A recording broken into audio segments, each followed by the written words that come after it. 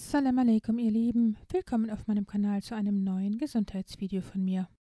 Studien zeigen, dass rund 86% der Menschen ihren Geruchssinn verlieren, nachdem sie die eine oder andere Form einer Grippe- oder Erkältungskrankheit oder Covid durchgemacht haben. Manche Menschen verlieren sogar zeitweilig ihren Geschmackssinn während einer Viruserkrankung. Andere wiederum empfinden merkwürdige Gerüche, die nicht vorhanden sind, wie die von verbranntem Toast oder Rauch zum Beispiel. Das Coronavirus ist nicht die einzige Ursache, die zu dem Verlust der Sinne führt, denn es kann entweder an einem Vitalstoffmangel, an der Anwesenheit eines anderen Virus, an Infektionen der Atemwege oder an einer Medikamenteneinnahme liegen. Im heutigen Video werden wir daher 4 natürliche Maßnahmen erörtern, die sowohl den verlorenen Geruchs- als auch den Geschmackssinn wiederherstellen können, indem diese bestimmte Enzyme und Nerven aktivieren, die in diesen Sinnen involviert sind. Erstens Zink. Die erste Methode, den Geruchs- und Geschmackssinn wiederherzustellen, ist es, den Körper mit ausreichend Zink zu versorgen.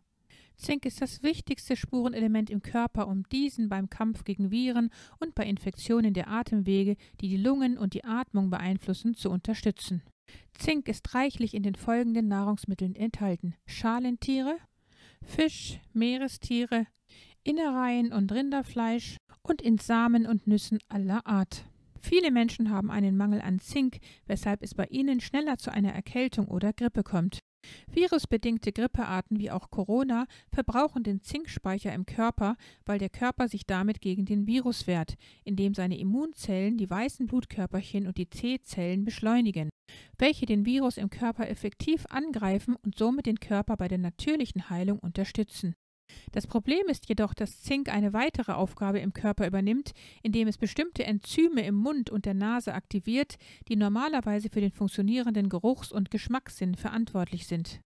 Während also der Körper damit beschäftigt ist, das Virus zu bekämpfen, wird der Zinkspeicher aufgebraucht, sodass das Essen nach Pappe schmeckt und der Geruchssinn entweder verschwindet oder sich ändert. Wer daher seinen Zinkspeicher schnell wieder auffüllen will, könnte Zink in Form von Zink-Bisglycinat-Chelat oder Zink-Picolinat zeitweilig einnehmen. Diese 2 Arten werden vom Körper am besten aufgenommen und werden helfen, dass sich die verlorenen Sinne schnell wieder regenerieren. Wer nach 2 Wochen Einnahme noch immer kein gutes Resultat erhalten hat, dem könnte ich als zweites die Alpha-Liponsäure als Nahrungsergänzungsmittel empfehlen. Um in der Lage zu sein, gut riechen zu können, hat der Körper 20 Millionen kleine Rezeptoren in den Nebenhöhlen, die verschiedene Gerüche wahrnehmen und dazu Signale zum Gehirn senden. Der Geschmack ist auch mit dem Geruchssinn verbunden. Wenn man daher den Geruchssinn verliert, verliert man ebenso die Fähigkeit, Geschmack ausreichend wahrnehmen zu können.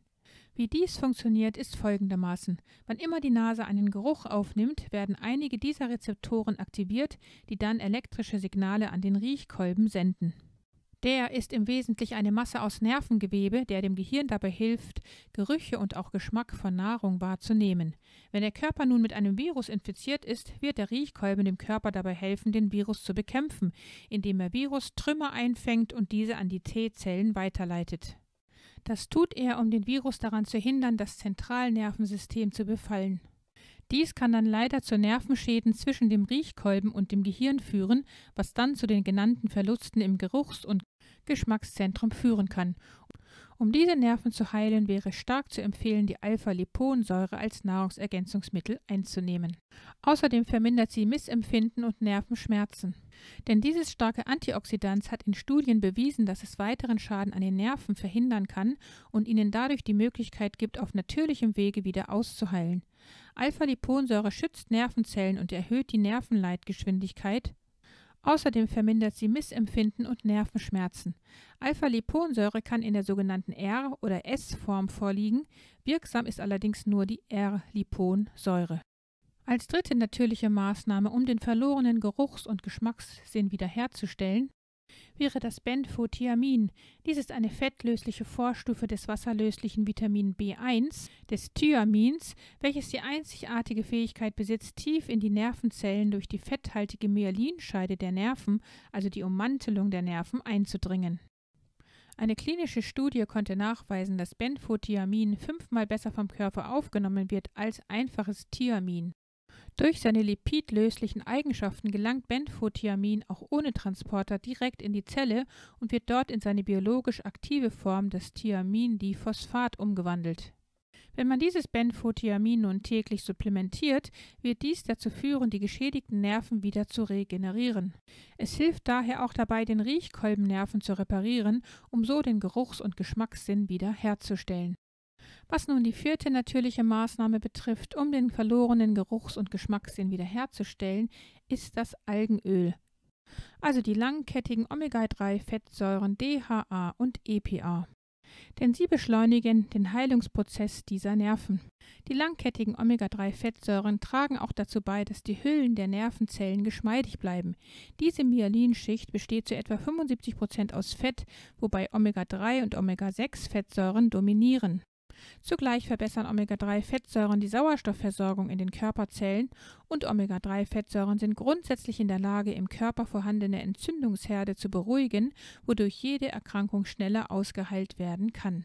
Schaut euch übrigens gerne nochmal mein Video zu den verheerenden Folgen eines Omega-3-Fettsäuremangels an.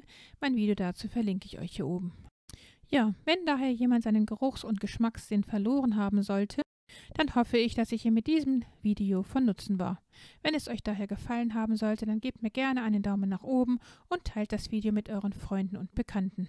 Vergesst auch nicht, das Glockensymbol zu betätigen, damit ihr kein Video in der Zukunft von mir verpasst. Liebste Grüße, Salam Alaikum, eure Mariam.